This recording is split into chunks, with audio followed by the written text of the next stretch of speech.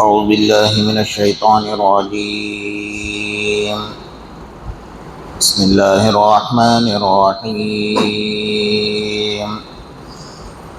سورة أنزلناها وفرضناها وأنزلنا فيها آيات بينات لعلكم تذكرون. الزانية والزاني فاجلدوا كل واحد منهما 100 جلدة ولا تأخذكم بهما رأفة في دين الله إن كنتم تؤمنون بالله واليوم الآخر وليشهد عذابهما طائفة من المؤمنين. الزاني لا ينكح إلا زانية أو مشركا والزانية لا ينكحها إلا زان أو مشرك وحرم ذلك على المؤمنين. والذين يرمون المحصنات ثم لم يأتوا ب4 شهداء فاجلدوهم 80 جلدة ولا تقبلوا لهم شهادة أبدا وأولئك هم الفاسقون. صدق الله المولانا العظيم.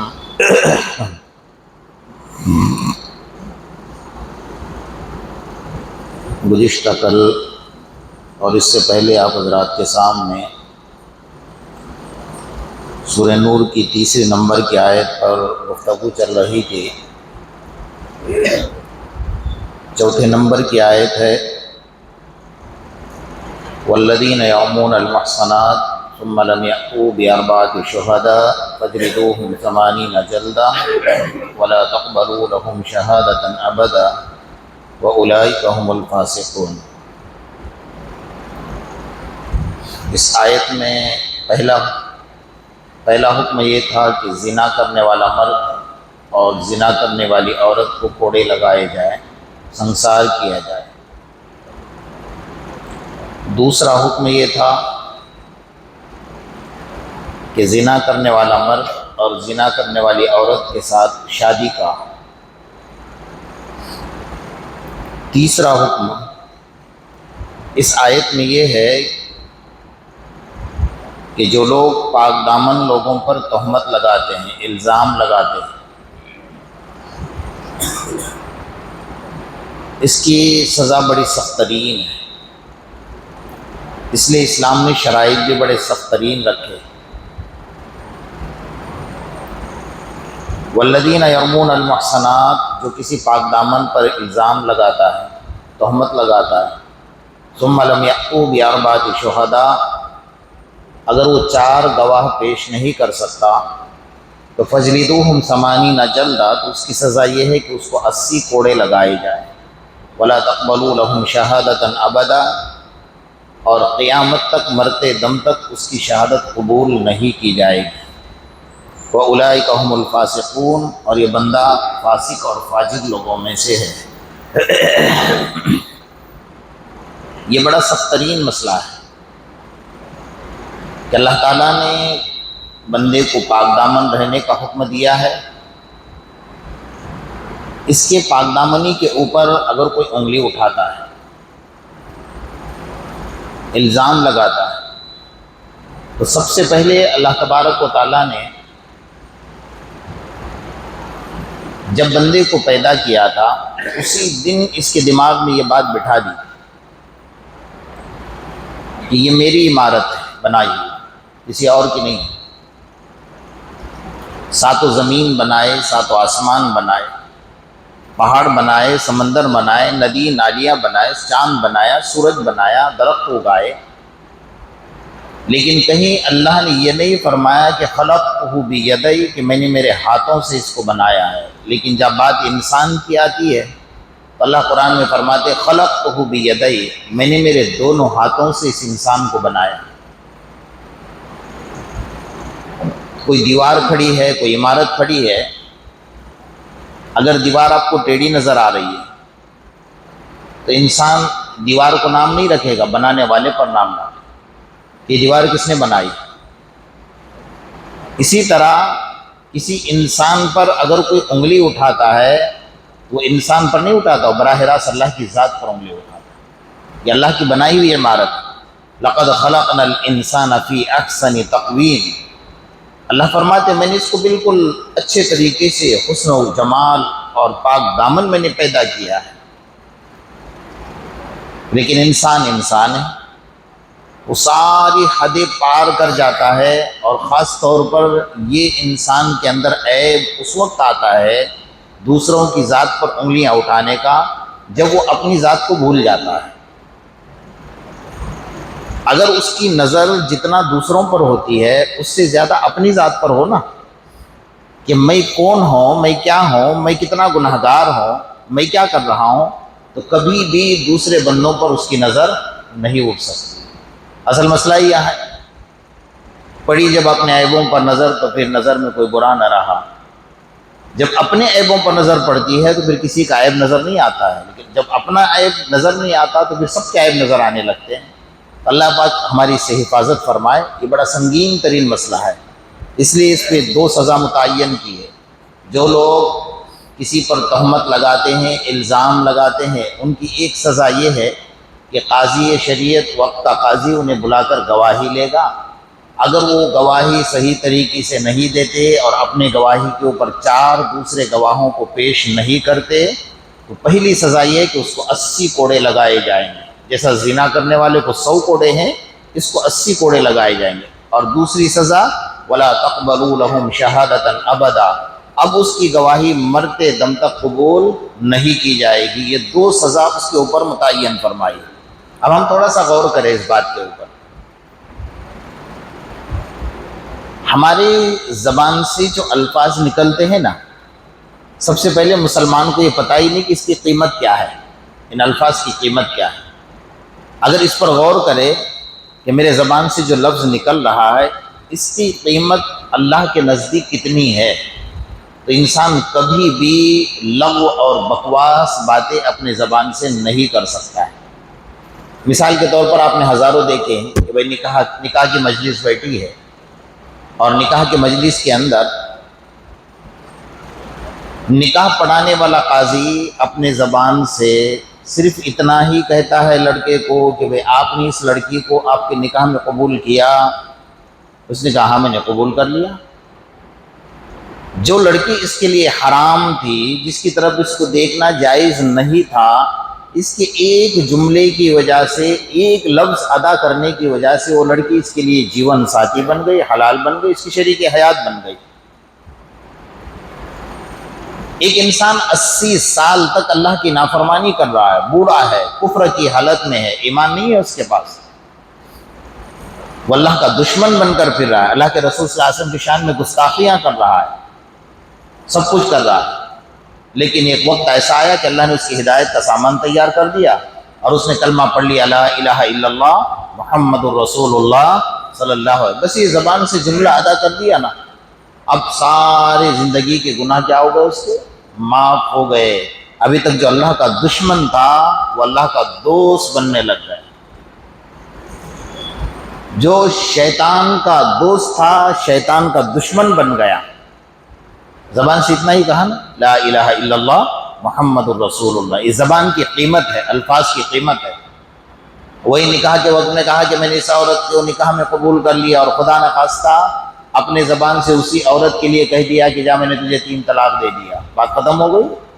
تو زبان کی الفاظ کی قیمت اللہ کے نزدیک بہت زیادہ ہے، اس لیے انسان زبان کو استعمال کرنے سے پہلے سوچا کرے کہ میں اپنے زبان سے جو لفظ نکال رہا ہوں نا اس کا انجام کیا ہوگا اس کو پتہ نہیں ہے۔ اس لیے اللہ تبارک و تعالیٰ نے اس زبان کو، اور اعضاء کو تو اللہ نے ظاہر میں رکھا ہے، لیکن اللہ تبارک و تعالیٰ نے اس زبان کو پروٹیکشن کے اندر رکھا ہے، حفاظتی پہرے کے اندر رکھا ہوا ہے۔ 2 پہرے اللہ نے اس کے اوپر لگائے ہوئے ہیں۔ کسی کی زبان آپ نے دیکھا نہیں ہوگا کہ باہر نکلی ہو، بلکہ انسان بولنا چاہتا ہے نا تو سب سے پہلے اس کو ہونٹ کھولنے پڑتے ہیں، اس کے بعد دانت کھولنے پڑتے ہیں، اس کے بعد تیسرا نمبر زبان کا آتا ہے۔ آقا انعامدار محمد رسول اللہ صلی اللہ علیہ وسلم نے بہت بڑا وعدہ ہم سے لیا. آپ نے فرمایا من یضمن لی ما بین لحیی وما بین رجلی اضمن لہ الجنہ. اے میرے امت کے لوگوں، تم 2 وعدے مجھ سے کر لو، قیامت کے میدان میں جنت میں لے جانے کی ضمانت میری ہوگی. اللہ کے رسول نے فرما دیا، بہت بڑی بات ہے کہ تم صرف 2 وعدے مجھ سے کر لو، قیامت میں جنت میں لے جانے کی ضمانت میری ہوگی. پہلا وعدہ، تم اپنی زبان کی حفاظت کی ضمانت مجھ سے، کہ اپنی زبان غلط استعمال نہیں کرو گے، جھوٹ نہیں بولو گے، جغل خوری نہیں کرو گے، غیبت نہیں کرو گے، کسی کو اپنی زبان سے برے الفاظ نہیں بولو گے، کسی کو تکلیف دینے والے الفاظ نہیں کہو گے. یہ تم اپنی زبان کی حفاظت کا وعدہ مجھ سے لے لو. اور دوسرے نمبر پر وما بین رجلی، شرمگاہ کی حفاظت کا وعدہ تم مجھ سے لوگو کہ تمہاری شرمگاہ غلط استعمال نہیں کرو گے. یہ 2 چیزوں کا وعدہ لو، کل قیامت کے میدان میں جنت میں لے جانے کی ضمانت میری ہوگی. کتنی بڑی بات اللہ کے رسول صلی اللہ علیہ وسلم نے فرمائی. لیکن ہمارا مسئلہ کیا ہے؟ حضرت علی رضی اللہ تعالیٰ عنہ بہت عجیب بات فرما رہے ہیں. فرمایا المرء تحت لسانی، انسان اپنے زبان کے نیچے چھپا ہوا ہے.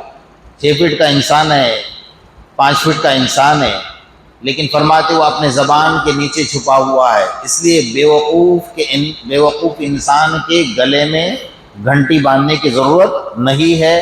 وہ زبان سے سمجھ میں آتا ہے کہ کتنا عقل مند ہے اور کتنا بیوقوف ہے. اس کے زبان کی جو الفاظ نکلتے ہیں نا، اسی پر سمجھ میں آ جاتا ہے. حضرت شقیق بلخی رحمۃ اللہ علیہ فرماتے ہیں کہ عورت کی زبان ایک ننگی تلوار ہے، اس کے اوپر کبھی زنگ نہیں لگتا ہے. وہ اتنا چلتی ہے، اتنا چلتی ہے، اتنا چلتی ہے نا، کبھی اس کی زبان پر زنگ نہیں لگتا ہے. جب عورت کی زبان ایک ننگی تلوار ہے، اس کی زبان رکتی نہیں تو مرد کا ہاتھ بھی رکتا نہیں ہے. اللہ والوں کی باتوں میں بڑی عجیب حکمتیں ہوتی ہیں، اس پر غور کرتے جائے. حضرت خواجہ باقی باللہ رحمۃ اللہ علیہ بہت بڑے اللہ والے گزرے، بہت بڑے اللہ والے، اپنے وقت کے خطوط تھے. بالکل خاموش رہا کر، کوئی لفظ اپنی زبان سے نہیں نکلا. کسی نے اگر سوال کیا نا، 1 بار 2 بار 3 بار 10 مرتبہ کوئی آدمی ایک سوال کرتا تھا، تب بھی اس کا جواب نہیں دیا. اگر لگتا ہے بہت ضروری ہے تو کچھ اشارہ کر دیتے اور بتا دیتے، ورنہ خاموشی. تو آپ کے جو خادم تھے، انہوں نے بہت مدت کے بعد آپ سے پوچھا کہ حضرت آپ بالکل خاموش رہتے ہیں، کوئی جواب ہی نہیں دیتے ہیں، کوئی بات ہی نہیں کرتے ہیں. تو آپ نے بہت عجیب بات فرمائی. کیا فرمایا؟ کہ جس نے میرے خاموشی سے کچھ نہیں سیکھا، وہ میرے بولنے سے بھی کچھ نہیں سیکھتا. جس نے میرے خاموشی سے کچھ نہیں پایا، وہ میرے بولنے سے بھی کچھ نہیں پا سکتا ہے. اس لیے کہ من صمت نجا، جو خاموش رہا اس نے نجات پا لی، اور جس نے بولا وہ پھنس گیا. چاہے اچھا بولو برا بولو، بولنے کا تو حساب ہے اللہ کے پاس. اب اچھا بولو گے اس کا بھی حساب ہے، برا بولو گے اس کا بھی حساب ہے. برے بول میں پکڑ ہے، اچھے بول میں حساب ہے. تو زبان سے الفاظ نکالنے سے پہلے انسان سوچے. اس زبان کی قیمت بہت زیادہ ہے، بندہ سمجھے. حضرت شیخ زکریا رحمۃ اللہ علیہ نے لکھا ہے کہ بندہ اپنی زبان سے غیبتیں کرتا ہے، چغل خوریاں کرتا ہے، جھوٹ بولتا ہے، بولتا جاتا ہے، بولتا ہے. اتنا جھوٹ بولنے کا عادی ہوتا ہے نا کہ اندیشہ ہے اس بات کا، اس جھوٹ بولنے کی وجہ سے، کہ موت کے وقت میں اس کے زبان پر کلمہ جاری نہیں ہوگا. ساری زندگی کی محنت کا نچوڑ، انسان محنت کائے کے لیے کرتا ہے کہ میری زبان پر کلمہ جاری ہو اور میں موت کے وقت میں کلمہ پڑھ کر اللہ تبارک و تعالیٰ کے دربار میں چلا جاؤں. لیکن موت کے وقت میں ایسے بندے کے زبان پر کلمہ جاری نہیں ہوتا. اس لیے زبان کی حفاظت کرے. قرآن نے جو پابندی لگائی ہے نا، کسی کے اوپر الزام لگانا آج کے دور میں بڑا آسان ہے. کوئی انسان اگر جاتا ہے اور کسی کے بارے میں ہمیں خبر پہنچتی ہے تو سب سے پہلے تو سنو ہی مت، اور اگر سننا ہے تو کچھ بولو مت. اگر بول رہے ہو تو سوچ کر بولو کہ جو کچھ میں بول رہا ہوں اس کا حساب مجھے اللہ کے دربار میں دینا ہوگا. اس لیے سوچ سمجھ کر اپنی زبان کا استعمال کرے، کیونکہ زبان سے جو لفظ نکلتا ہے نا وہ بڑا قیمتی ہوتا ہے. حضرت عمر فاروق رضی اللہ تعالیٰ عنہ کے دور میں ایک ایران کا شہزادہ گرفتار ہوا، بڑا خطرناک. اس نے کئی مسلمانوں کو شہید کر دیا اور بڑا تیز ترار تھا. وہ کسی طرح ہاتھ میں نہیں آتا تھا جنگ کے میدان میں، لیکن حضرت عمر رضی اللہ تعالیٰ عنہ کے دور میں ہاتھ میں آ گیا۔ اب صحابہ کرام بڑے خوش ہو گئے، چلے ہمارا بڑا دشمن تھا اور آج ہمارے ہاتھ لگا ہے۔ حضرت عمر رضی اللہ تعالیٰ عنہ نے اس پر سزا متعین فرمائی، اس کی گردن اڑا دو۔ جب سزا متعین فرمائی اور جلاد کے حوالے کیا، اس کو بٹھایا، حضرت عمر خود تشریف لائے، حضرت عمر رضی اللہ تعالیٰ عنہ خود تشریف لائے۔ اب اس کو جب جلاد کے پاس بٹھایا تھا اور تیاری بالکل تھی کہ جلاد اپنی تلوار لے کر کھڑا، حضرت عمر رضی اللہ تعالیٰ نے پوچھا بھائی تیری آخری خواہش کیا ہے؟ اس نے کہا کہ میری آخری خواہش یہ ہے کہ میں آپ کے ہاتھ سے ایک گلاس پانی پینا چاہتا ہوں۔ حضرت عمر سے کہہ رہا آپ کے ہاتھ سے ایک گلاس پانی پینا ہے۔ حضرت عمر رضی اللہ تعالیٰ نے حکم فرمایا پانی لے آؤ۔ پانی دیا۔ جب اس نے ہاتھ میں گلاس پکڑا نا تو یوں ہاتھ کانپ رہا تھا اس کا، اس طریقے سے۔ حضرت عمر نے فرمایا کیوں کانپ رہا ہے بھائی؟ کہا ڈر لگتا ہے کہ میں یہ پانی کا گلاس منہ کو لگاؤں اور آپ میری گردن اڑا دیں۔ حضرت عمر کی جو زبان سے لفظ نکلا نا اس پر غور کیجیے۔ حضرت عمر فرما رہے ہیں جب تک تو یہ پانی نہیں پیے گا تجھے قتل نہیں کیا جائے گا۔ بس آپ نے کہہ دیا۔ وہ ہوشیار تھا، بڑا طرار تھا، اس نے کہا حضرت عمر کی بات کو پکڑ لیا، جب تک تو یہ پانی نہیں پیے گا تجھے قتل نہیں۔ اس نے پانی کا گلاس الٹا کر دیا، کہا عمر آپ مجھے قتل نہیں کر سکتے، اس لیے کہ آپ کے زبان سے یہ جملہ نکلا ہے کہ جب تک تو یہ پانی نہیں پیے گا قتل نہیں کرے گا۔ میں نے پانی پیا نہیں، پانی تو پھینک دیا میں نے، زمین میں گر گیا پانی۔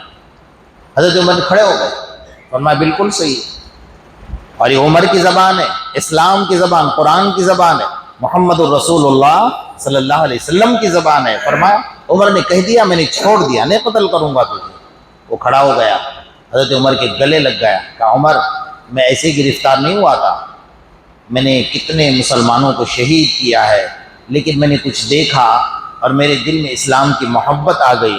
اگر میں اس طرح اسلام قبول کرتا تو تمہیں یہ لگتا کہ ڈر کے مارے اس نے اسلام قبول کیا ہے، لیکن میں تو پہلے ہی سے اسلام کے بارے میں میرے دل میں محبت آ گئی، پڑھا تو مجھے کلمہ لا الہ الا اللہ محمد الرسول اللہ صلی اللہ علیہ وسلم۔ یہ زبان کی قیمت ہوتی ہے۔ حضرت عمر رضی اللہ تعالیٰ عنہ کو کہتے کہ بھائی چل یہ تو پکڑا گیا ہے، بہانے بازی کر رہا ہے، قتل کر دو اس کو۔ عمر کی زبان اسلام کی زبان تھی، حضرت عمر نے چھوڑ دیا اور اس نے اسلام قبول کر لیا۔ تو بات دراصل یہ ہے کہ ہماری زبان سے جو جملہ نکلتا ہے نا اس کے اندر اللہ تعالیٰ نے اتنی اہمیت رکھی ہوئی ہے، سچ کے اندر اللہ تبارک و تعالیٰ نے اتنی اہمیت رکھی ہے، ہم اس سچ کو سمجھتے نہیں کہ سچ کے اندر اللہ تبارک و تعالیٰ نے کتنی نجات رکھی ہوئی ہے، کتنی پاکیزگی رکھی ہوئی ہے۔ ٹھیک ہے وقتی طور پر انسان جھوٹ بول لیتا ہے، لیکن اس کو پتہ نہیں کہ اس کا انجام کتنا برا نکلنے والا ہے۔ حضرت مفتی الہی بخش رحمۃ اللہ علیہ بہت بڑے اللہ والے گزرے ہیں یو پی کے، انہیں مسلمانوں سے زیادہ غیر قوم مانتے۔ گاؤں میں مسئلہ کھڑا ہوا کہ زمین تھی غیر مسلم کی اور ہمارے مسلمانوں نے قبضہ کر لیا تھا، دونوں میں جھگڑا چل رہا تھا، انگریز کا دور تھا۔ تو انگریز کے سامنے جس کی زمین تھی غیر مسلم کی، اس نے یوں کہا کہ مفتی الہی بخش جو ہے نا جو مسجد میں بیٹھے ہیں، وہ اگر آ کر کہہ دے کہ یہ جگہ مسلمان کی ہے تو میں دے دوں گا۔ اب غیر مسلم ہے اور مفتی الہی بخش کے بارے میں کہہ رہا ہے۔ جج نے انہیں بلوایا کہ انہیں بلا لو۔ تو حضرت مفتی الہی بخش رحمۃ اللہ علیہ تو معاملہ زیادہ بڑھ گیا۔ اب مسلمان نے کہا کہ بھئی یہ معاملہ چل رہا ہے جگہ کا، اگر یہ زمین مجھے ملے گی تو میں مسجد بناؤں گا۔ تو غیر مسلموں نے بھی کہا کہ بھئی یہ زمین ہمیں ملے گی تو ہم مندر بنائیں گے۔ اب جھگڑا دونوں کا تھا، قوم کا ہو گیا، بات بڑھ گئی، ادھر سے پورا جھمیلا ادھر سے پورا جھمیلا۔ مفتی الہی بخش رحمۃ اللہ علیہ کو حاضر کیا گیا، جج کے سامنے کھڑے ہو گئے اور برجستہ کہا کہ میں جانتا ہوں میرے سامنے دونوں پیدا ہوئے ہیں، یہ زمین مسلمانوں کی نہیں ہے، یہ غیر مسلم کی زمین ہے۔ تو جج اپنی کرسی پر سے کھڑا ہو گیا اور اس نے کہا کہ میں ججمنٹ بعد میں لکھوں گا، لیکن پہلے ایک جملہ لکھوں گا ججمنٹ لکھنے سے پہلے۔ اوپر یہ جملہ لکھا اس نے کہ آج مسلمان ہار گیا لیکن اسلام جیت گیا۔ کیا لکھا اس نے؟ آج مسلمان ہار گیا لیکن اسلام جیت گیا. اس کو بھی پتا تھا کہ یہ زمین مسلمان کی نہیں ہے لیکن معاملہ چل رہا تھا. تو بہرحال جب باہر ادھر سے بھی ایک جھمیلا کھڑا ہے, ادھر سے بھی ایک جھمیلا کھڑا ہے کہ کیا اندر سے فیصلہ آتا ہے اور مفتی الہی بخش کس کے حق میں گواہی دیتے ہیں, تو باہر جب نکلے تو پتہ یہ چلا کہ بھئی مفتی الہی بخش نے فیصلہ غیر مسلم کے حق میں دیا ہے. تو باہر نکلنے کے ساتھ 300 غیر مسلم جو وہاں پر کھڑے تھے نا, اسلام اتنا سچا مذہب ہے, ہم اسی وقت میں کلمہ پڑھتے ہیں. 300 لوگوں نے اسی جگہ پر کلمہ پڑھ لیا. یہ زبان کی سچائی ہوتی ہے. اور پھر انہوں نے کہا کہ اب ہم نے کلمہ پڑھ لیا, اب مسجد ہم یہاں بنائیں گے. سمجھ گئے بات؟ کتنا بڑا فائدہ ہوا سچائی کا. اگر غلط بات ہوتی اور جھوٹ بات ہوتی تو نہ 300 لوگوں کو اسلام کی نعمت ملتی نہ وہ جگہ ملتی. 300 لوگوں نے اسلام بھی قبول کر لیا اور جگہ بھی مل گئی اور مسجد بھی بن گئی. تو سچ بولنے کا فائدہ بڑا عجیب ہے اور جھوٹ بولنے کے نقصانات بہت زیادہ ہیں.